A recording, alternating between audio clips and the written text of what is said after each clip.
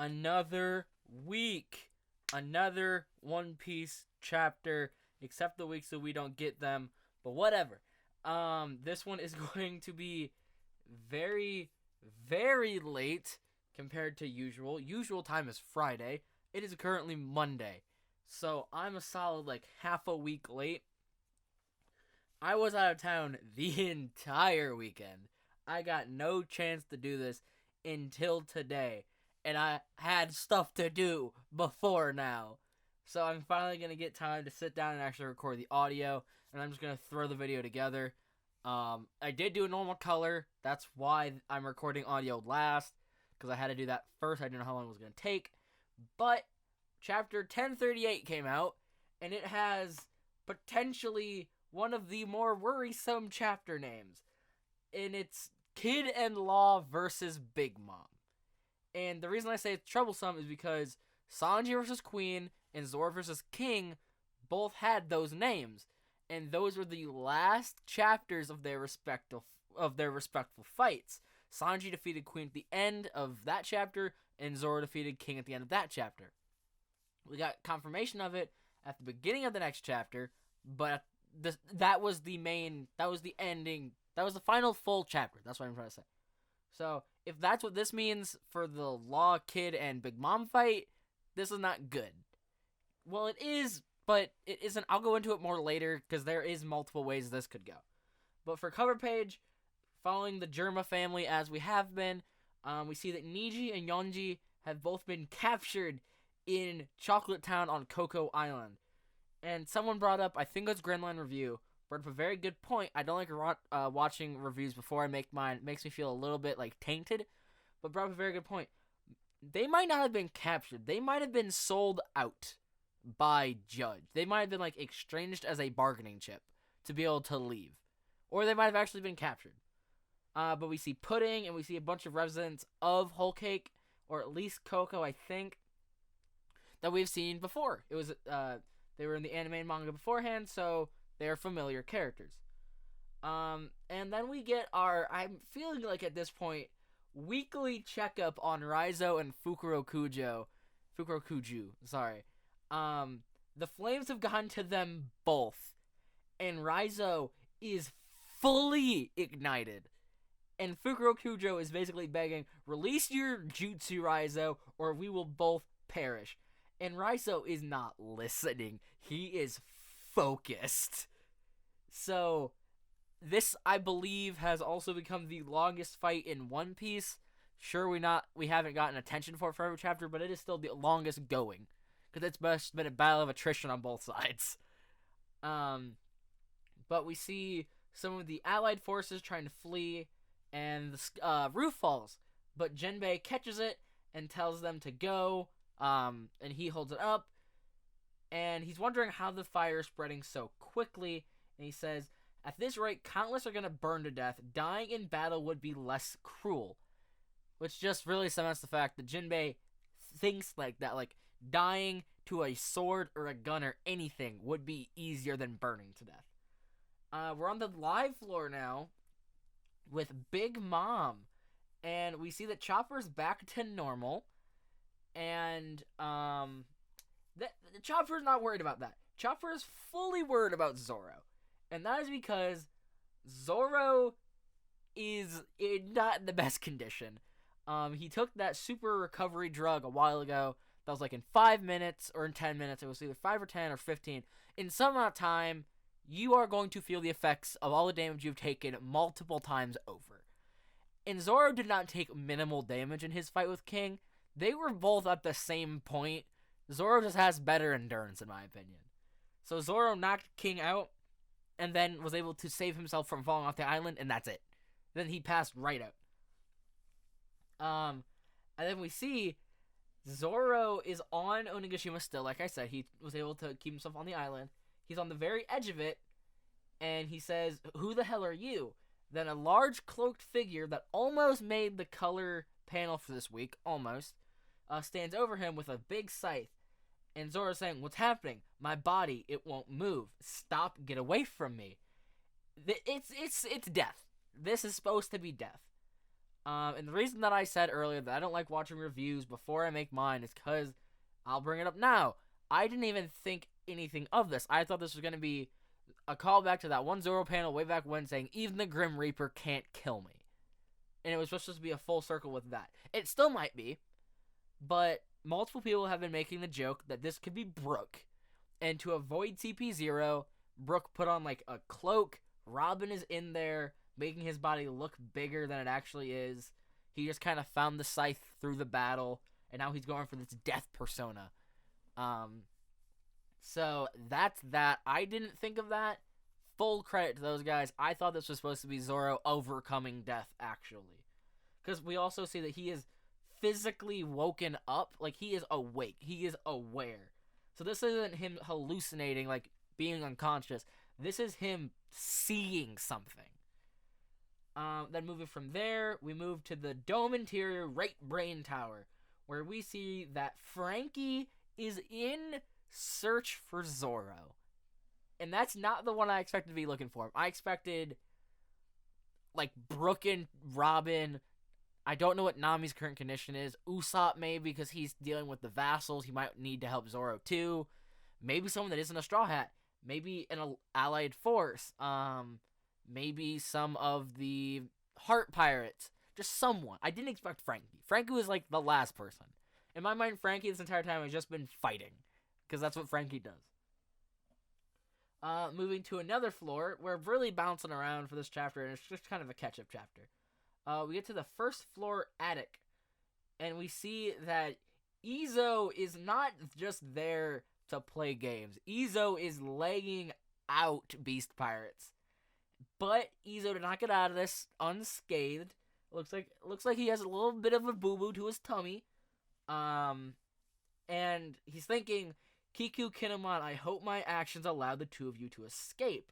Because that's what he did back with Usopp. Let Usopp save Kiku and Kinemon while he put himself in before them to protect them.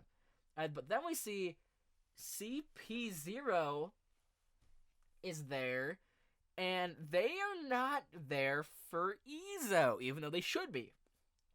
Like the main boy says, we technically aren't meant to let you off the hook for being a member of a notorious crew, but we've currently got our eyes set on the Straw Hats. The Straw Hats in general, not just Robin, like we've been led to believe. Meaning, I'm sorry for that. Meaning that I don't know if we ever got confirmation for who Emu said was going to get their light snuffed.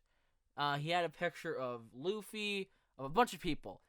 This could be pointing at the fact, and the stuff last chapter about, oh, if Kaido and Big Mom are involved, someone might just die.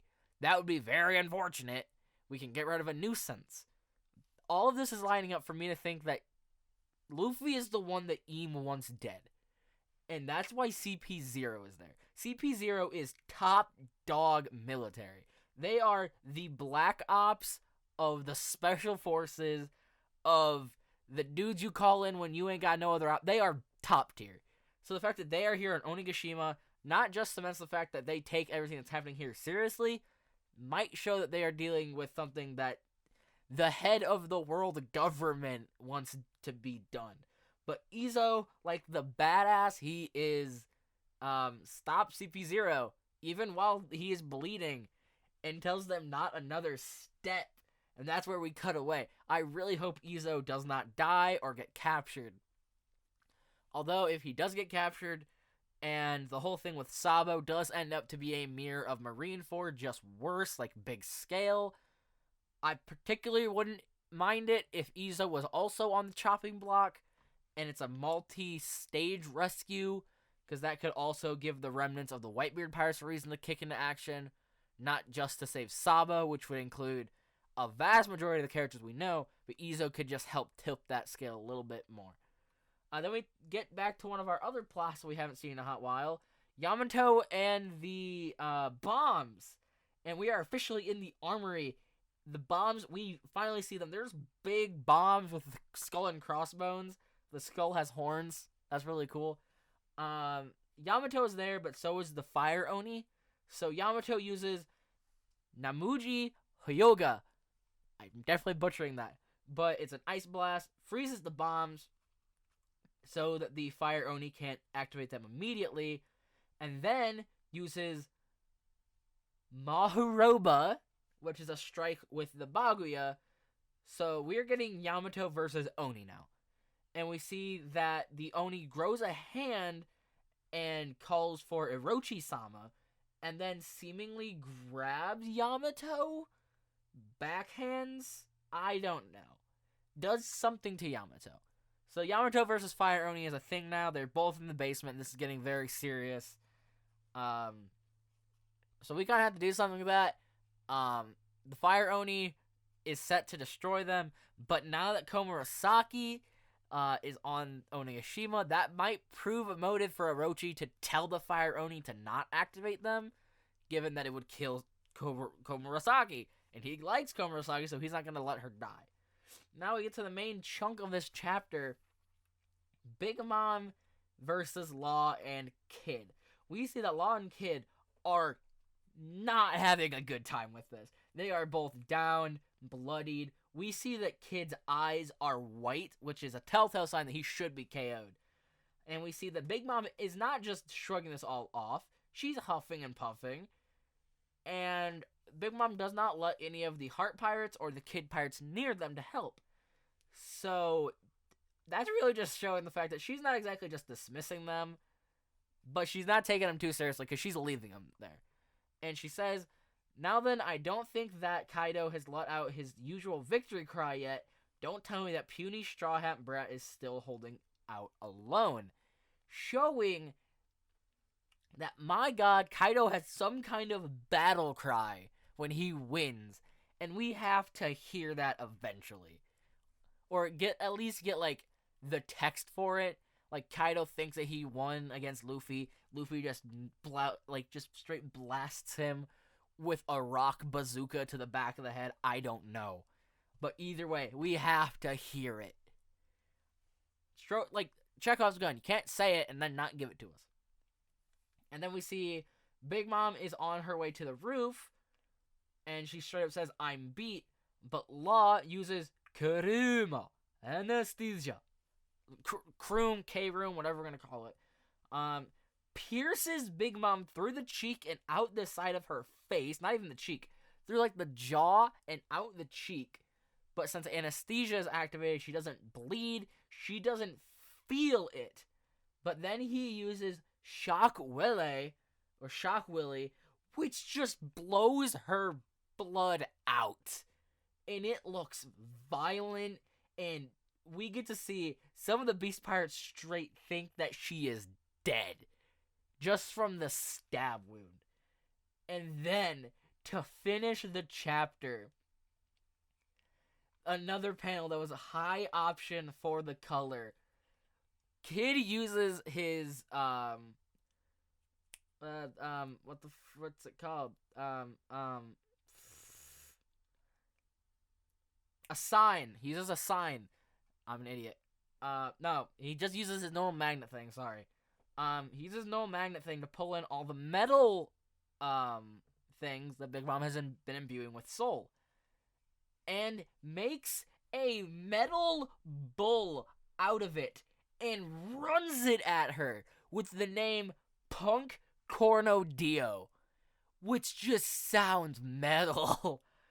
And then for the last two panels of the chapter, we get Kid and Law saying together, "I don't care if it kills me. You're not reaching that roof. Sorry, you're not reaching that roof." We do have a chapter next week. And we get a color page, color spread. And I'm really looking forward to that. That was just something that I was looking forward to. And also, the Corno Dio hand gesture is in a reference to a gesture associated with punk music. It's when the pointer and pinkies are up and everything else is down. But back to what I was saying at the beginning of the chapter about this fight. The name of this chapter might kind of scare some people, and especially the fact that Kid and Law both land huge attacks on Big Mom right after another. That could definitely be combo damage to knock her out.